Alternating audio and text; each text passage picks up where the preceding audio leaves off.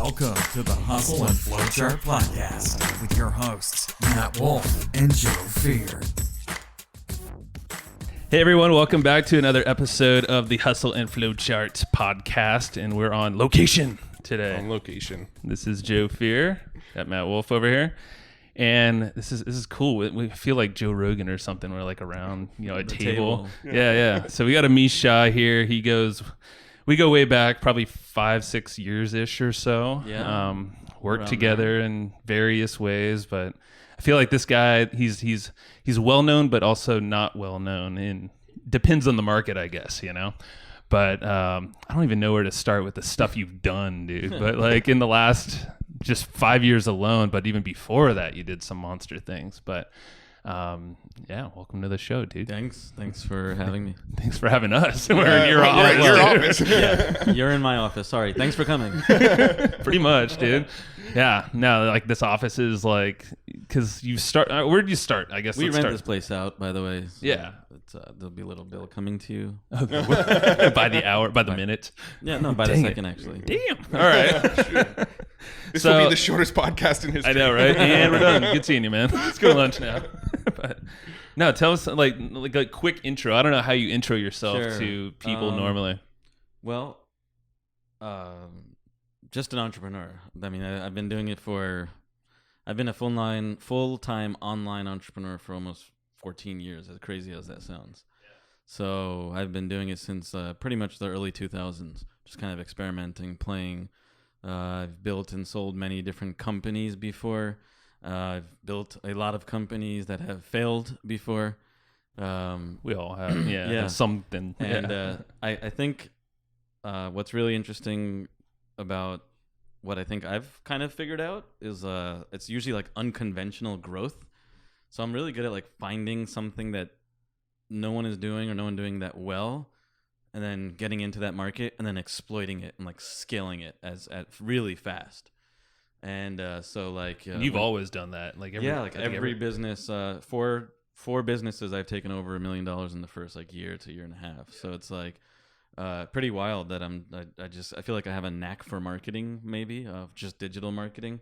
And so some unconventional growth results that I was talking about is that we did that one launch many years ago. It was the software service. When I got started, I was doing affiliate marketing. Right. That's where it started. That's where it all started. And not even just affiliate marketing, but like everything. Yeah. I built the websites. I did the coding. I did the graphics. I did the, you name it, opt-in boxes, and like did everything myself. Well, you were a hacker at heart too, Yeah. And I had a full-time job. So I was just trying to get my way out. That was the goal. Like the name of this title, out of the rat hustle, race kind of thing. Yeah. Get out of I had to hustle to get out of the hustle. It's true. Makes sense. And I'm from the East Coast, so there's like the double hustle. Now I'm in California, so the hustle's still there. Hustle's in your blood, but it's just not bubbling as fast. Done some pretty cool things. So I started with affiliate marketing, and when you're first starting out, you don't know much. I mean, the first year, I don't think I made much. I was probably made like an extra couple grand. I was like, whoa, that's cool. I get to drink an extra drink or have an extra meal or whatever, Take my family, whatever. Exactly. Yeah. And then eventually it just got to the point where I could quit my job, and I was doing like, a couple grand a day. And I was just like, why am I working still? That's crazy that you're actually making that kind of money and working a full time, and you're making good money. Because I didn't know. It was like online marketing. It was making money. It was hitting my bank. And I was just like, okay. And I was trying to figure out how to grow it at the same time, right? So it's like I didn't want it to like die like the day I quit my job, and I'm like, oh shit. Yeah. I guess that early on too, you never really know if this is gonna like keep going, right? Or if, like, exactly. Is this internet thing a fad? And then you remember in the early 2000s, the whole .com bubble, and it burst, and like everyone, like half these companies went out of business. So like no one really trusted the internet, like I guess you could say. Yeah. But there was still a massive opportunity. And totally. So like Google and Yahoo and all, well, not anymore, but Yahoo back then, they saw these opportunities. eBay and all these guys, Netflix and all of them were there from the early days. That's true. Yeah, they were around. So that was what led me to kind of just do that. And eventually I took that business and I scaled just the affiliate marketing side of the business up to $5 million. Wow. When you're managing that many campaigns, you have to build software.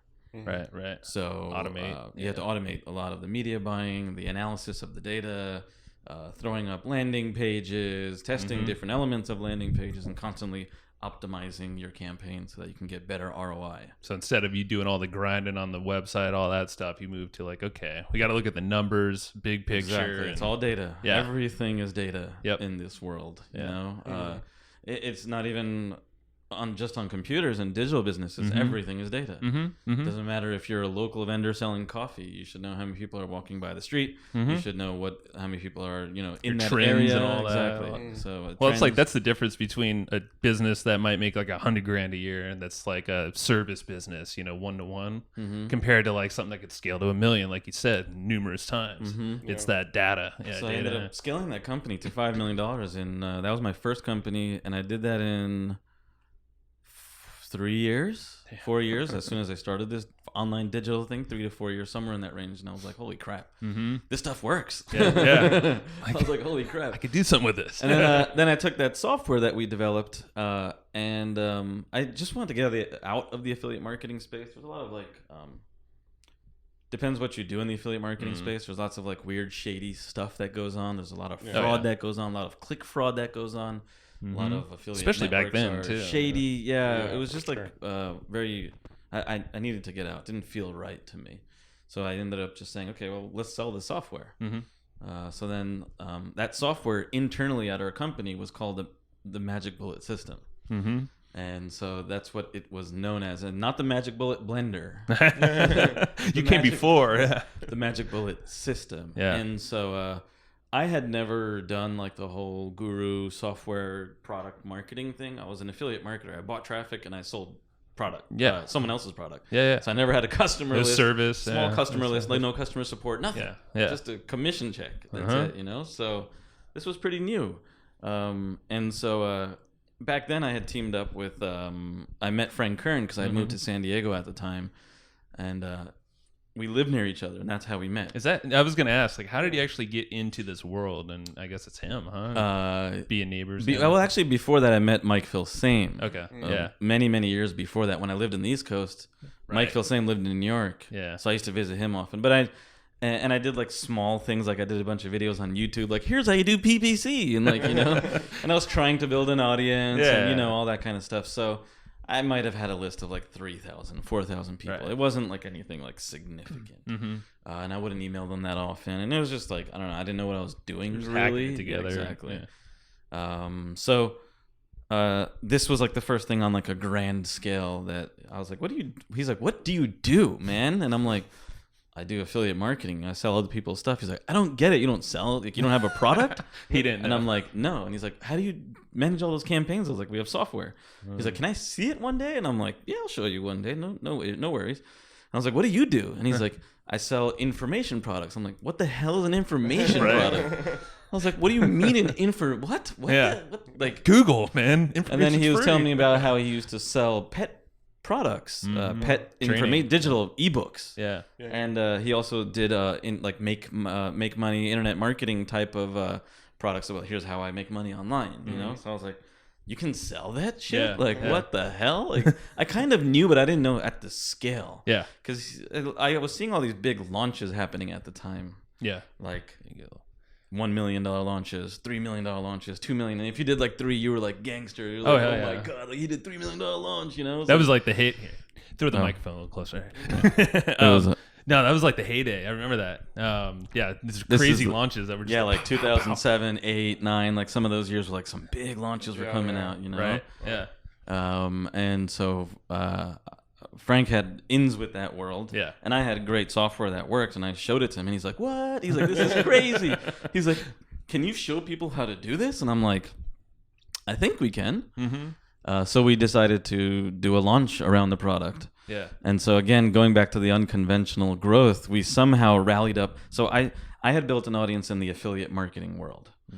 6 to 10,000 people I had like on my list, and then I had a lot of connections in that world. I knew all the top affiliates, all the top affiliate marketers. I was mentioned on blogs. It was like more people would do coverage on me than on myself. Yeah, you know what I'm sweet. That's what and so I was very well known in the affiliate marketing world, but I wasn't really known in the internet marketing world. But I saw the opportunity of this software to bridge that gap. They were both putting up landing pages. They were both split testing. They were both buying traffic. They were both doing using links to track their conversions. Right. You know, Yeah. so I was like, I built a software that both sides of the fence can use, so why don't I combine those two markets? So I was like, yo, Frank, I'll get my affiliate marketing kind of connections in the world. You bring your internet marketing connections to the world, and let's do this launch. I didn't know. So you were like double dipping almost in that way. cool. Exactly. That makes sense. So I identified like a gap in the market, and I was Right. like, this would solve the gap, you know? It's Got like it. Just, it was way ahead of its time. So Yeah. now we have like ClickFunnels, and we have like lead pages. Like back then, we would build landing pages with opt-in boxes and tracking. HTML and Yeah. shit. And this is 2009. No, not HTML. It was WordPress. All built on Oh, WordPress. okay, cool. And it would be a WordPress plugin, and it would do all the work Yeah. Got it for you. Yeah, That's right. Yeah. way ahead of its time. It was actually pretty cool. That is sweet. So Yeah, you guys. and launched so anyway, it, we launched yeah. it, and we did $3.5 million in sales in 1.5 hours. Jeez. See, I remember watching this So- like before knowing you, and I was like, "What the hell?" And I had no clue. I wasn't One even, and a half hours. That's $3.5 insane, million in sales. That's insane. Like, I don't think people can really grasp what that. I mean, you probably had notifications just going like blim blim blim blim blim blim. Every time we filmed it, so I there actually is remember, a yeah. mini documentary out there somewhere floating on We the should internet find that and like put where it on we're the like show notes. Yeah. refreshing it, and it's like 30,000. Refresh like a minute later, an extra 70,000. Refresh a minute later, it was extra 80 grand. We're like, Jeez. what the hell's going on? What were you thinking? Were you like, We kind of knew we had pent up the demand. I Okay, emailed yeah. like every single person I knew, all of my affiliate managers, all of the affiliates that I knew, all of like the email list that I had, all Everyone, my yeah. exactly. Yeah. And before this, we actually did a seminar, a very small underground like affiliate marketing type of seminar. And we actually did 800 grand in sales just for the seminar. Oh, damn. But that like built up the buzz and the tension of those 200 people in that room were like, They these now guys knew are, it was like, out there. Yeah. way ahead of their time. Like they have this software that does this, and they split tested this, and this is what they're teaching. It's like crazy. Yeah. People's minds were blown. Super small list. This was just with my affiliate marketing types of contacts. Right. It was no one else. That's cool, man. And then I know you relaunched it again in the future, right, with some Yeah. updates and whatnot. And I Yeah. think you did So that more? launch, that initial launch did in the first 7 days $5.6 million in sales. For your Then- first launch, not bad. The second launch, which we did the year later, ended up doing, I believe, like 3.6 or $3.9 million It was a in failure, sales. obviously. It was a major failure, and we also did that one in like 10 days or something like that. That's amazing, man. And that's in addition to all the other stuff that you're doing. Obviously, we're probably still doing affiliate stuff. And Yeah, we were having Obviously, 100K days Doing your own while we stuff. were doing this and doing our own stuff. It was like wild. So we were like on this hockey stick, like ping. Yeah, you yeah, know? But nice. So, but I know since then, I mean, you did all these other new businesses and different things, and like what came after that? Because I know you didn't stay there for long. No, yeah, I was honestly a couple of things happened. I was kind of jaded by the market of just selling product and information products and that whole like being on camera and being the guru and stuff like that. It kind of jaded me out a little bit, and I just wanted to do something different, really, honestly. And there was issues that I was having with partners and other health issues and all kinds of stuff. It was like as if I hit like this like wall, you know, and it was had the Ferraris and the Maseratis and the houses in La Jolla and like overlooking the ocean and All the fun. all the fun and stuff, private jets and drinking all night and the parties, and it was just stupid. It Health was actually- scares, like you said. Yeah. And then I got sick. Yeah. And I was depressed. I was suicidal, actually. Damn. Wow. And I thought to myself many times, like, why am I even here? This is stupid. Because everything felt like it was going wrong. Everything. Business was going down. Friendships were going down. People were disappearing. You know, it was just crazy. Yeah. One good thing that happened around the time was I got married. Right. So that was kind of cool. And you're still with her, and luckily. I'm still with her. Yes. She's amazing. Yeah. But everything else, it was kind of just, I didn't want Good. anything to do with it. It was at a point where I was just like, I surrounded myself with so much stuff. My ego blew to like the size of like this like hot air balloon, you know? Jeez. And I just thought I was cooler, smarter, better than everyone on the planet. That was it. Yeah. And that was literally it. That can destroy, businesses, people. All So that, man. anyway, I mean, it's a learning lesson, honestly. And For sure. I just started purging over the next year, basically, just getting rid of all of that stuff, trying to get rid of as much as I could, you know, and just purge, get rid of all that stuff, and kind of start over. And that's when I said, I really saw like the mobile trend in like 2009 happening. So this is kind of like I saw it coming, and I was just experimenting a little bit. In 2010, 2011, I started really getting to more of the apps kind of world because I saw like tremendous opportunity. Again, kind of, I like to see things before they peak. So then what I did was I just started creating apps, and sure enough, it reminded me of the internet. I was like, the more websites I make, the more money I make. So if the more apps I make, that means the more money I'll make. That's right. You found another screen, so it means more eyeballs, and audience that you can tap into. So then what I did was, I'll fast forward this because we got to get to the actual for sure. Yeah, because we have a whole system. Yeah. So well, that probably might not take that long. No, half of the. That's cool. We can always tie it all in together. Yeah. Too. So after that was I got into apps, and I got into two things of apps. And one was mobile apps, and the other one was mobile book publishing, so like ebooks and stuff like that, publishing those on the mobile ecosystem. So I went kind of deep into that because I was like, man, what do I want to do next? And I thought it was apps. Yeah. And I thought it was mobile because I was like, yeah, mobile's the future. Yeah. Everyone was like, mobile. Everyone's screaming. It's like, oh yeah, that was like the thing, man. Yeah.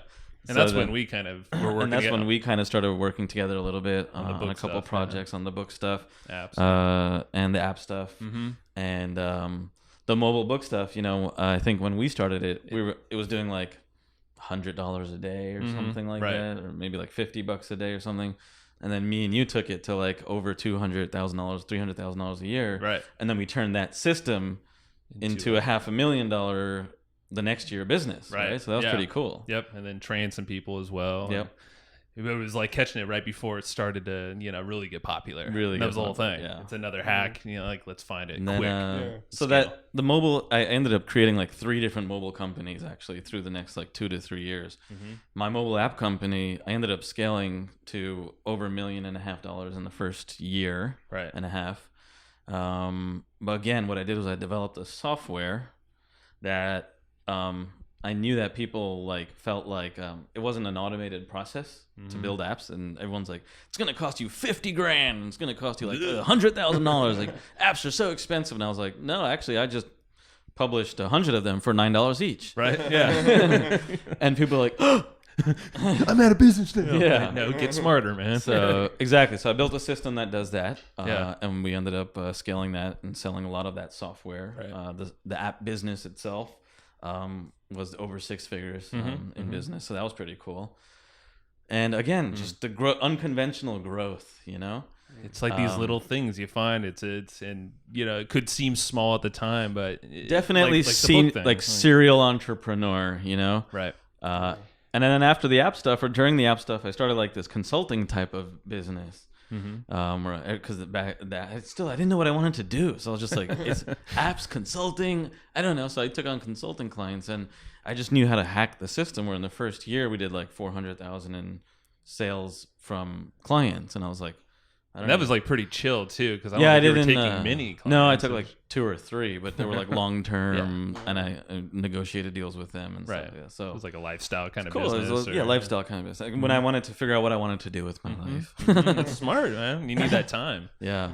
And then that led me to the new company, which is called Deep Origins, the latest venture that I am sticking to. Like this is it. You have, because you've had it for like, probably 4 years, 4 to 5 years now. Yeah, since I thought of the idea, and I just love it. It's connected to my heart. Yeah. It's all around ancient wisdom and meditation and yoga and healing, natural healing and things like that, and e-commerce, and combining those two worlds, And I love. Yeah. I didn't like the info product world. There's so much free information, and it just feels like unless you're highly specialized in something. It's going to get harder and harder and harder. Yeah. So unless you're it's turning into like the Udemy world. You can buy a course for $7 if you want. Sure. It's like we talked a lot about that.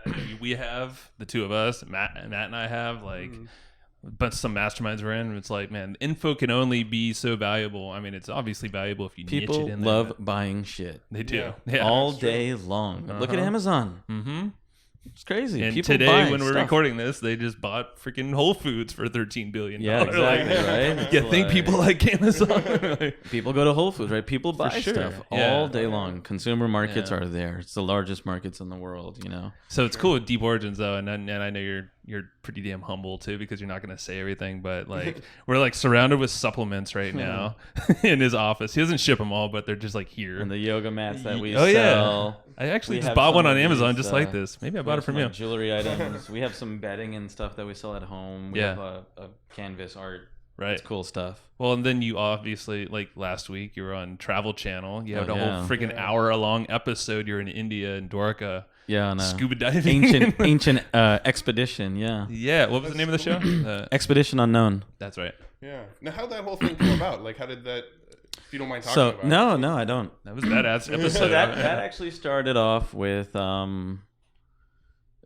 it was around the time where I was lost, honestly, in business and life and health, and I was just recovering and getting like my mind back, you know, and being connected to who I was. And I was researching this lost civilization for like a very long time, pretty much since my teenage years, like just wondering like why, because a lot of it was like I grew up in New Jersey, like I mentioned. My parents were immigrants. They moved here in the late 70s. I was born in New Jersey, and I grew up like American culture, but with like Indian culture also, Roots, right? From yeah, India, yeah. you know? So we used to go to this temple at this old YMCA that they converted into like a Indian temple. And it, you know, it wasn't like anything. cool. It wasn't like this ancient temple No. or anything. It was just like, It's a YMCA. yeah. And it was funny because I used to go swimming there before they turned it into a temple. So, right? That's awesome. And I so didn't know anyway, that. my parents we used to go there, not often, you know, but we used to go there like, I don't know, once every couple of months or something like that, you know, and I'd be like, why am I going here? And the name of the temple was Dwarkadish Temple. So at some age, you're just like, why? Yeah. What Why is is it named that? Or whatever. why is it named that? And why am I going? Why am I praying? And then going back home and then playing basketball and eating pizza. You know, it's like, what is the point of all this stuff? So anyway. It's a good question to ask. I mean, even as a teenager. So, probably. yeah, and then I started just researching it, and I found out that it was like a old civilization myth. You know, and as I started to dig in more, I found out that they actually started doing excavations in a town called Dwarka in India, where there is a Dwarkadish temple. That's right. The big one. And it's old. It's really It's old. from like 800 AD or something like that. Crazy. Yeah. And so that led to more questions and more research, and then eventually they found more stuff that dated older and older and older as they went out into the water because it was submerged under the sea. So that just led me on this quest to find out more. And when I was like kind of just soul searching, my daughter was going to be born in like 3 months, and I was like, I'm just going to go to India. I just need to do this. And we had started a nonprofit around that time. Right. So just nonprofit. I had no intention. I was like, I just want to do this. Nonprofit. I just want to do this out of my heart. That's Yeah. all. Just I want to find out why they're not like doing more research, why they stopped. If this could prove to be like one of the oldest civilizations known to man, then like, wouldn't we want to like research more and find out what they were doing? And like, you know, there's references to like all this like ancient advanced technology that we can't even like replicate today. So it's like, what's buried under the ocean, you know? Start digging. Exactly. So that led me on this quest, and I went to India, and I had no intention of shooting a documentary. I went there through serendipity. A dude shows up at my door, films me for 8 days, and I'm flying on the flight back, and I'm like, what the hell just happened? I have 8 days of footage of me in India doing interviews and going to like this temple, and like I have no fucking clue what I'm gonna do with this. You can cuss. It's cool. Yeah. Okay. So then I just figured, let me just make a documentary out of it and start a Facebook fan page, brand around it. I didn't know what I was gonna do with it. That was Ancient Explorers. That was Ancient Explorers. Yeah. So then that documentary went viral. Travel Channel, I guess, found it, reached out to me and said, we'd love for you to be the expert on our show when we go and shoot an episode on it. Sweet. And we'd like to sponsor your expedition out there. And I'm like, oh. so they I didn't know that. they sponsored my expedition to go out there, and they filmed everything, and then they put it on Travel Channel. Because I saw they were saying Amish's team. I was like, I didn't know he had a team. My first expedition ever. Yeah, we actually had to like work with the Indian government to get permissions and permits and like all kinds of crazy stuff. I love everyone are listening. You got to go watch that episode. It is an hour long, and so carve out some time. It's on Travel Channel or maybe their website. I don't know, but yeah, you can find it. It's called India's Atlantis. The show's called Expedition Unknown. Yeah, but check it out because it's like you'll learn all of this stuff. And I think the best like shot I remember, you're in the water with like your pants hiked Yeah, up, yeah, like yeah. this freaking machine that was like The dredge. I'm like I know Amish and he doesn't normally do manual labor, so I'm like, this is really funny to watch right now. I know. I'm like sitting there, and he's like, "Oh, we got the dredge," and I'm like, "Okay." I mean, it looked fun actually. I would love to do that, Yeah, just to it's see. pretty And wild. he found stuff too. Found which some is, stuff, It's yeah. crazy, but all right, that was a whole. Yeah. Like we can go down that for a long time, Yeah. but let's. So yeah, my latest company now is just like we have like a couple brands. Not a couple, I should say. We have like 3 brands. We're going to be rolling out like 3 more this year. That we all do e-commerce in that kind of world, the ancient, Sacred, and all sacred kind of world. Yoga, I guess you all could that, say yeah. yoga, meditation, Zen that whole stuff. Yeah. thing. Encinitas. That's No, where we're at. a little bit maybe. Yeah. Yeah, and Well, then just that vibe. the vibe, yeah. So that's kind of like the stuff that we kind of sell, and really Yeah. passionate about it, and I love that stuff, and it's good. It's great. So I mean, I knew you have a whole system because we actually used this back in the book days, like the mobile book days, Yep. and it was RBMTO. Yep. And this was actually a system that Matt didn't know anything I about. still don't remember what you told me. Yeah, it's perfect. It's a very hard acronym. It is, and I remember we were like trying to. We come tried up with, to like, a change way it, to- and I'm like, you just can't. Yeah. Sorry. it's too good. But take us through that if you want to know. And Yeah. and- So yeah, I use the same exact formula in every single company I've built, and that's why when you asked me, do you have a system that works? I was like, yeah, I do. I've used this system, and I've been talking about this system for like 6 years now, 5-6 years, a long time. And I actually built the magic bullet system and all of that stuff like after this process. Cool. Everything Yeah. was RBMTO. Like everything I built is RBMTO. Yeah. What the hell is RBMTO? It's just something I made up, Sounds to like be a honest genetic with you. disease or some like It's 23andMe. it's a process. It's a step-by-step procedure. It's a system. It's a formula. It's a philosophy. It's how you can growth hack any area of your life. It could be your business. It could be your personal life. Could be a goal that you want to achieve. It's basically the fastest path to growth hacking Sweet. that I've Yeah. discovered, at least. With the process, so you don't have to think too hard about Yeah, it. You just know when to exactly. do. Yeah. Yeah. Sweet. So what is growth hacking? Most people kind of always ask, is like, what is growth hacking? Well, growth hacking is like the combination of from a marketing perspective or from a digital perspective, is like the creative marketing, the data and analytics, and then the software automation and engineering. Right. And it's the combination of those 3. So if you look at it like a Venn diagram type of deal, where you get the marketing in Right. one circle, then the data analytics and testing in another circle, and then software engineering and automation in another circle, and like the middle of that is considered like growth hacking. And that's how I think what like scales most businesses really quickly, or at least gets them started, is like that combo. If you don't, then you're kind of just like mediocre business. Exactly. You have to have all 3 of A Me these Too business. firing on all cylinders. Right. That makes sense. Data, like I mentioned, is most people ignore data, and most people ignore automation. Yeah. Dude, And so they're yeah. stuck in marketing, and that's all they do, and they feel like they're turning their wheels, and they can't understand why. That makes sense. They're working too hard. Yeah. Like they're just hustle, grind, It's grind. all whatever, hustle like- and grind. Yeah. So It's like, no, let's automate some of that hustle, man. so Nice. yeah, so you can use this in any area of your life. It may not be the same like creative marketing and all that, but you can use it like I'll explain to you how in your life in just a second. So Yeah, so the RBMTO. RBMTO. Say what? Hey now.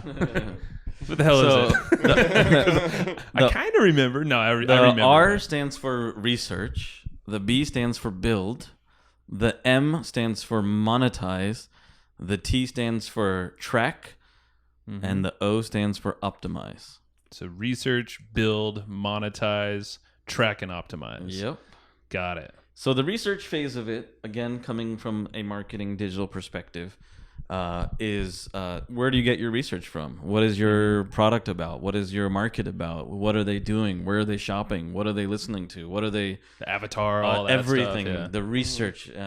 This can be done by finding the traffic rank of your competitors' websites on Alexa. It could be finding conversion rates and earnings per click on, or trying to find out as much data as you can from Amazon or eBay or SEM Rush, we used that back in the day. Matt and SEM I. Rush or Alibaba or AdWords, or you're getting your data from all these different sources, Right. such as search market volume and demand from Google Keyword Tool, viral volume. You can type in keywords into like a tool like BuzzSumo. Oh, to yeah. see how much, BuzzSumo is awesome. Yeah. to see how much virality there is around the subject. Yeah. Looking at the demographics from Facebook perspective, who's actually interested in what you're talking about? Yeah. What else do they do? Where do they shop? and then taking all that kind of data and finding the gap. So you take all this data, you could look at consumer surveys, you could look at comments. I actually go to the comments section first sometimes. That makes sense. So if I find a product on Amazon, I'll actually go to the comment section first because they'll always tell you what they're doing right and what they're doing wrong. Yeah. Oh, yeah. So if you can do what they're doing right and then take what they're doing wrong and make it better, now you have found the gap in the marketplace. And are you searching like brand names maybe? Like once you learn some brands in the area, Brand and you're like, names, let's even- look at their ads or Yeah. like, let's start following them so we can see Brand names or even not brand names. Sometimes there's advertisers out there Trends, that are still it's a $10 million a year business. They're doing very well, and I can see exactly what they're doing wrong and right, and that's sometimes easier to replicate. like a really successful business. Yeah, that like a $5 to $10 million business, and then you might have the bigger vision in play where you do want to go eventually to that big brand. Yeah. But getting to that level first is usually it. it's like, oh, they're doing that wrong, but they're a $5 million, $10 million business.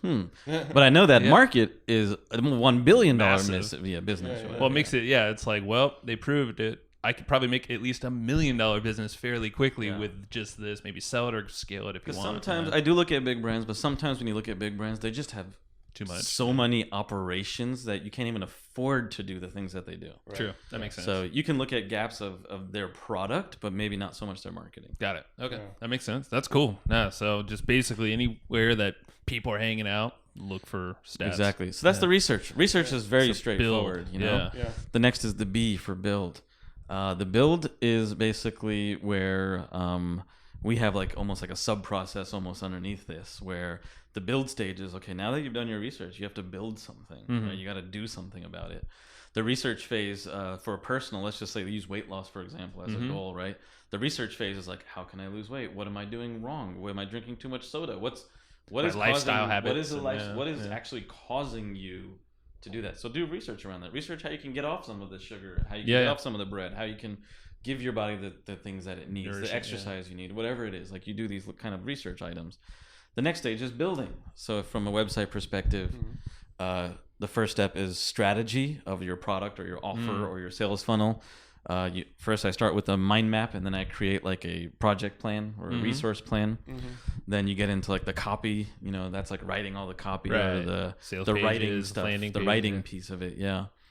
Then there's design, so graphics, video, that kind of stuff. Media. Then there's the programming piece of it. So you got to get all the content and the graphics and the video and all that stuff made and integrated into your basically website. All the stuff you can kind of like outsource for the most part. You can Not outsource the strategy all. really though. But you want to, you could. Yeah, you can outsource all of this. Yeah, for sure. Generally. Well, all of it, I guess you could. Yeah, every piece of it could be just a different person that does it. Okay. Because I'm thinking the way to scale after this, but obviously you want to do the work to know what so that's like the second phase is like build. Again, when I was doing in the beginning, I did it myself. When I built my first app, guess who did it? I built it myself. That's right. And I would just use any image. I didn't care about the looks, and I wanted to make it work first. I think people just get so stuck on making it look good, and everything has to be right. Dude. Get something out, what they call like the MVP, right? Which is like your minimal viable product. Get the smallest, fastest thing you need to get out to test the market as fast as possible. Yeah. That's what I'm like guilty of, is trying to like perfect shit too much, and then Matt's over here just like, Same with get me. it out. No, I know you're guilty of that too. It's like we would both be guilty of that, and then like, crap, why didn't that get done? Well, I'm the type that's like, let's put this product out, but it's only halfway built. We'll drip the rest out later. Yeah, Don't worry, go exactly. get it. Exactly. And it works. Yeah. And from a weight loss perspective, same exact thing. Build yourself a plan. Build yourself a grocery list. Build yourself a workout plan. Build yourself a list of things that you're not going to eat. Build a list of reminders, phone reminders. Get something to help you. And it doesn't have to be perfect either. Just get it started. Exactly. Just go. Just get it started, right? So monetize is M, right? The M of RBMTO is monetize. So that's monetize. Monetize is monetize. Make money with it now. You're going to buy traffic. You've already got all your copy done. You have your product. You've set the price. Everything's ready to go. So this is like that sales. all came from your research and your strategy and the building. And the building. So now, now it's time to monetize. So social, paid, and organic traffic, Facebook, Instagram, YouTube, that kind of stuff. SEO articles. You can get SEO on YouTube. You can get SEO on other videos. Ads everywhere, of course. Yeah. Google search traffic, keyword-based traffic. Emails. Emails, emails.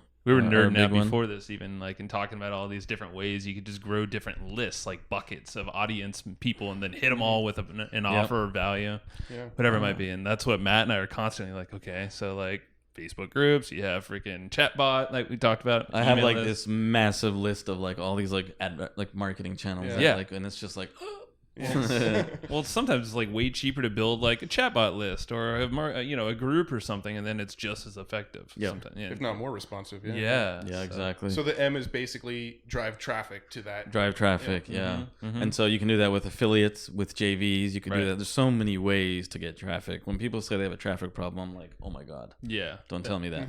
No, dude, There's that's- more than enough people, more than enough traffic out You're there. not trying hard enough, or you're not expanding your vision, Or you're cheap. or you're cheap. Very cheap. Let's either spend the money or work like a like a maniac to get it. Yeah. So and this can all work with like affiliate offers, because I know like we do a lot of stuff where we drive traffic to not our own product. Obviously, that's how Someone you else's started. product, yeah. Yeah. Yeah. So I mean, all this stuff. There's still strategy and copy and all that. Exactly. And monetize from this side, from a weight loss perspective. I'm trying to right. bring it back to I see. like- Okay. Yeah. So the monetize section of the weight loss perspective is how are you going to monetize it? You know, how are you going to track yourself? How are you going to stick to this? So setting up a plan, following the plan, measuring results. well, if it's driving traffic, which it'd be almost like going to the Doing gym, the work. like doing it. Yeah. Doing like the actually work. going to the store and Exactly. eating right every Yeah, day. Yeah. That makes sense. And then the next one is track. The T, RBMT. Oh, right. So the T is track. Data is gold, and it's been gold for a very long time. Data is the key.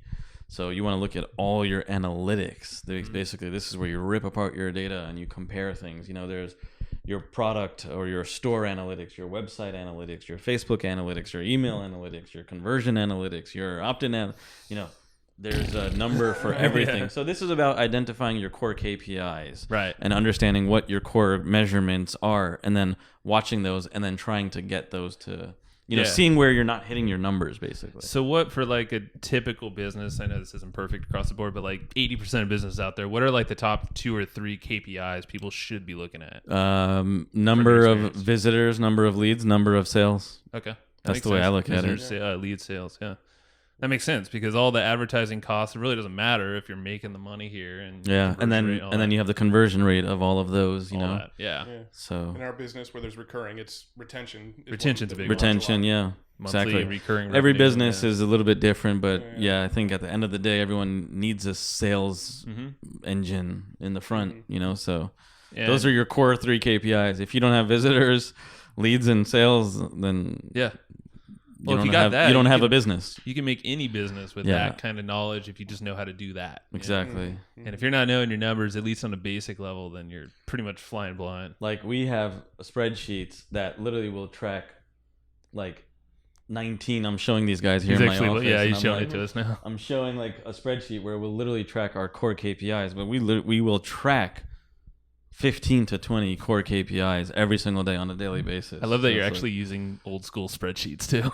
we just automated this actually. Because I'm looking at So Excel that's right the here, other like, that's the dang. other key, right? So then you realize that leads us to the next step. Optimize. Is Ooh. optimize. Now that whole entire thing that you built, you understand the data, and now you can optimize.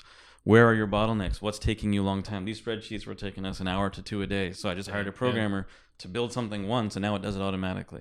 So I optimize that section of it. So not only operationally from a business perspective, but optimize from a marketing campaign perspective. Right.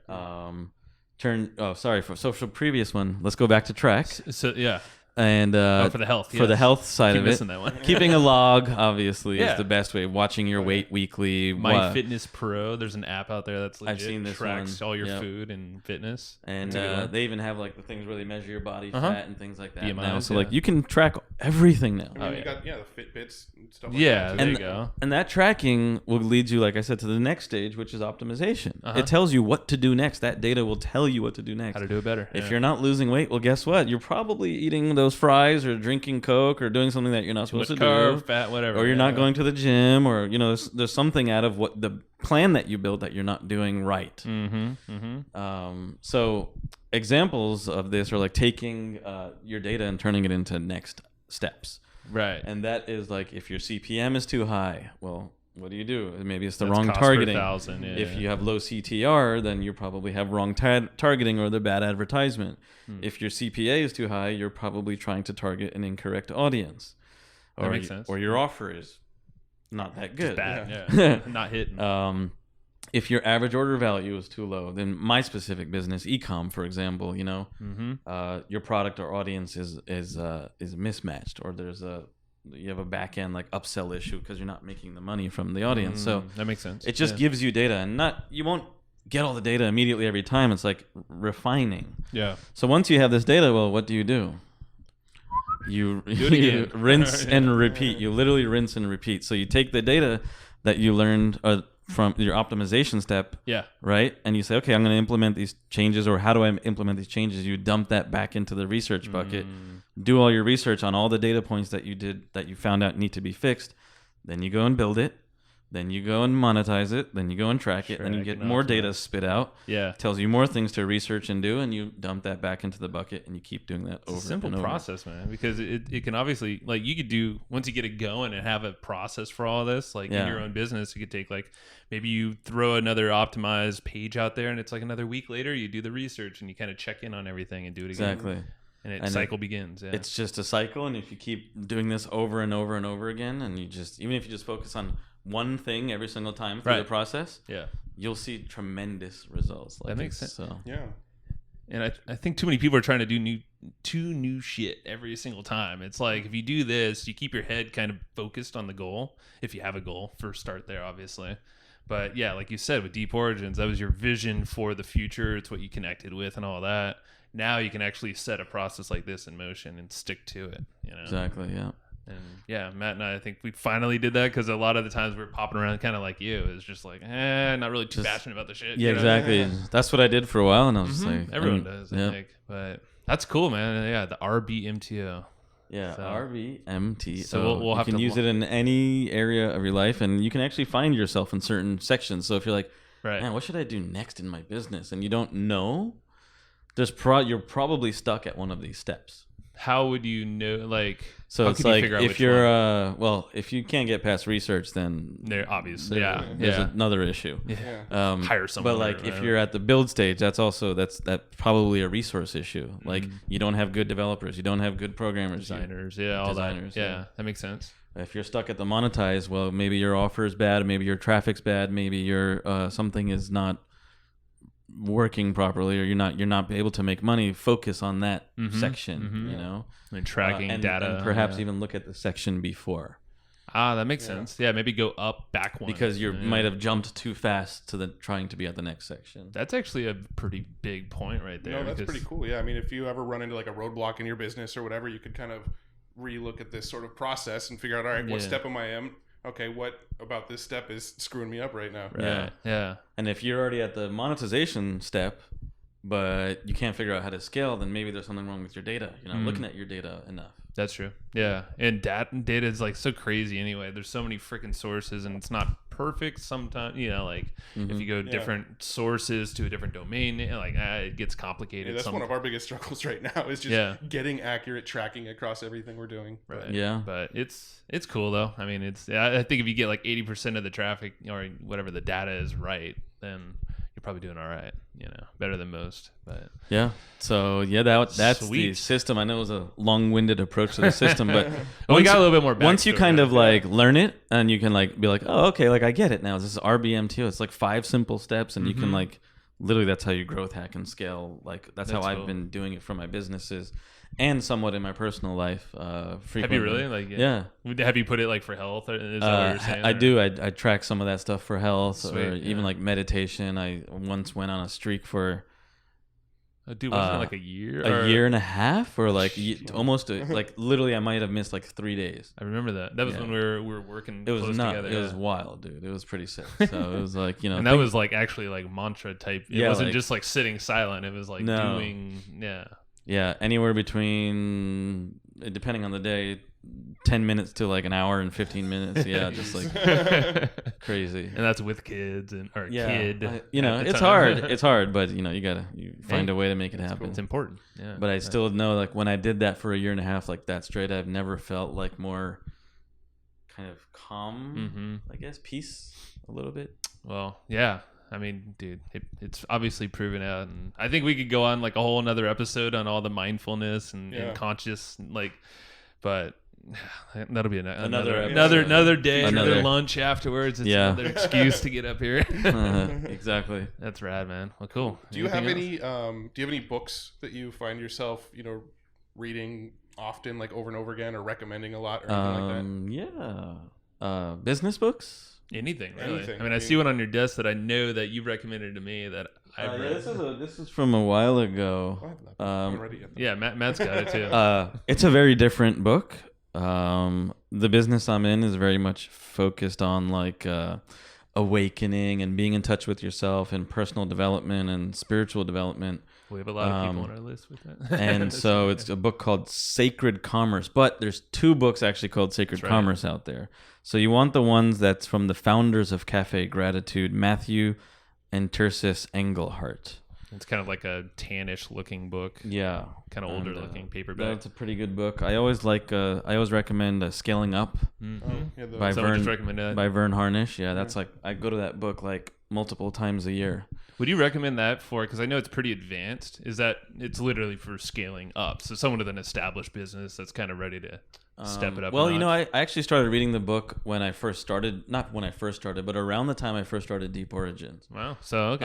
Towards the beginning. And it actually just helped me, the examples they have in there, like, so you're ready to scale to a $50 million business or a $10 million business. Like, you just have to dumb it down to where you're at. So, got it. You don't have people working in like every department that's handling a certain like line on your P&L item and things like that. Right. It's like you have to do half the work yourself, right? Yeah, but it gives you an idea of where you want to be in 10 years and then how to backtrack that into an actionable plan today.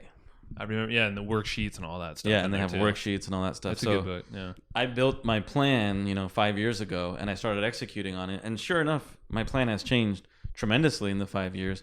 But because of the fact that I'm able to revisit it every couple months, I know my KPIs. I know what I'm trying to hit. I know the people I need to hire. I know what I'm trying to do. And it creates, that book creates a system of its own that you implement in your business. You shove that plan on the wall and then you stick to it, as much as possible. Exactly. That's cool book. Right on, man. Anything else, or is that? No, that's it. Sweet. Thank you, dude. Rad. All right. Well, thanks again. We will be coming back. Well, where? Okay, so when people listen to this, where do you want to send them after the show? What's your website? Where can they find you? You can go to 20. You can go to deeporigins.com. That's my company name, Deep Origins. So you can see what we do. And then my personal website is amish-shah.com. Not the word hyphen, the actual dash. That'd be interesting. You should buy that. Amish, yeah. So it's amish-shah.com. Those are SHAH, yeah. And those are the 2 places where you can find me. Right. Perfect. On. Cool. Yeah, but check out all of his stuff. He has a lot of cool brands. Ancient Healthcare. I don't think he even mentioned that, but it's like badass. One of my supplement brands. Yeah, we're shooting like super. That's a whole nother story. But I know. Yeah, we spent the last 4 years filming 36 doctors, and we're about to release all the footage soon. So this is why we need another episode. So there's no way we could fit it all, and we already went over, so it's all good. It's all right. Right on, man. Well, thank you. Thank you. We'll do it again. Thanks, Matt. Thanks, Joe. And we'll talk next time. See you. Hey, thanks so much for tuning in to this episode of the Hustle and Flowchart podcast. Now, if you don't know already, myself and my partner Joe Fear, every single week we put together this killer weekly newsletter that's completely free. If you go to theweeklyprofit.com, you can get on this weekly newsletter. And what we do with this newsletter is we scour the internet. We read every piece of content, listen to blog posts, check out new software and tools, and we distill down the best of the best into a weekly newsletter and deliver it directly to your inbox every single week. So head over to theweeklyprofit.com and make sure you're signed up to receive that weekly newsletter. You're going to love it. Thanks so much again for listening to the Hustle and Flowchart podcast. We'll see you in the next one.